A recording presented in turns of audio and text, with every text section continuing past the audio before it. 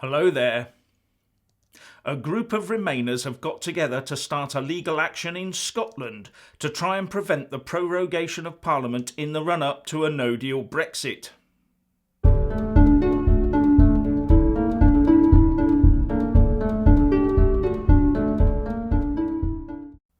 As the Remainer desperation mounts and Boris Johnson revs up the furniture van destined for number 10, a cross-party group of pro-EU MPs has clubbed together and is planning legal action in Scotland to prevent Boris from shutting down Parliament as the clock runs down to a no-deal Brexit.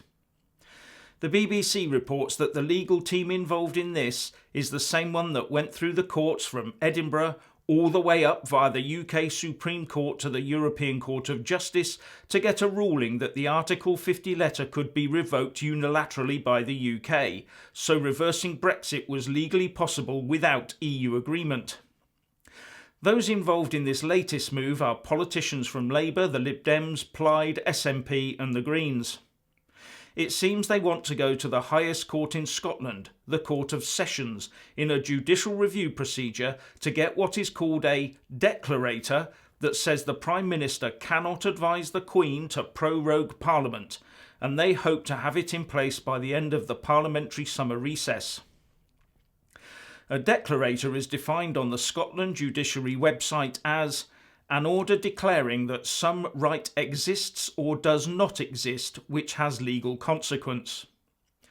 We already have amendments to the Northern Ireland Executive Formation Bill that force the government to make declarations and have debates in October, backed up by the requirement to recall Parliament should it already be prorogued in order to hold those debates. But the Remain side is obviously worried that this might not be legally watertight.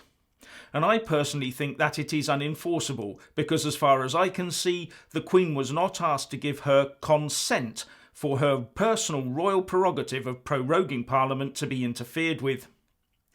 Anyway, that aside, the Northern Ireland Bill amendment, once it is enacted, basically orders that a royal declaration be made to recall Parliament if a previous royal declaration to prorogue Parliament prevented those statements and debates in the House being conducted. So as far as I can see, it presumes to limit the Queen's personal prerogative power of prorogation. Prorogation is ordered by the Queen on the advice of the Privy Council, which usually consists of 4 sitting government ministers. Now, what this new action in Scotland seems to be trying to do is prevent the Prime Minister from advising the Queen to prorogue Parliament in the first place.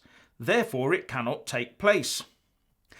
Now, one assumes that any declarator would have to be quite tightly worded to only cover the prevention of advising the prorogation of Parliament in order to force a no-deal Brexit. Because surely it would be impossible to give a blanket ban that totally interfered with the personal royal prerogative. So presumably the term no-deal Brexit would need to be defined as well. But having read up on it a bit, it appears that the final decision to prorogue is the Queen's and that the advice she is given is secret. Makes this legal action a bit difficult, doesn't it? Anyway, how much more of this scheming and plotting have we got to put up with? And if those Remainers think their actions are going to help mend the nation, then they are sorely mistaken. But I don't think they care about that at all. I have to ask the same question as Alistair Macmillan asked about Remainers in general in an article in Brexit Central. What really motivates the likes of Blair, Brown, Major, Hammond, Gork and Stewart as they give lip service to the result of the referendum whilst doing everything in their power to frustrate it? Why? What is so wonderful about the EU that they think we should give up our common law, our democratic rights, our independence and above all our sovereignty? He asks. I've left a link to the article in the descriptions box below. It's about Project Fear and is well worth a read. Anyway, what do you think about this latest Remainer legal skullduggery? Please share and comment, and thank you for watching.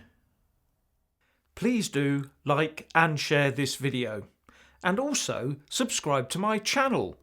And when subscribing, please do remember to press on the little bell next to the subscribe button. That way you'll get an alert every single time I put up a new video. Thank you very much for watching.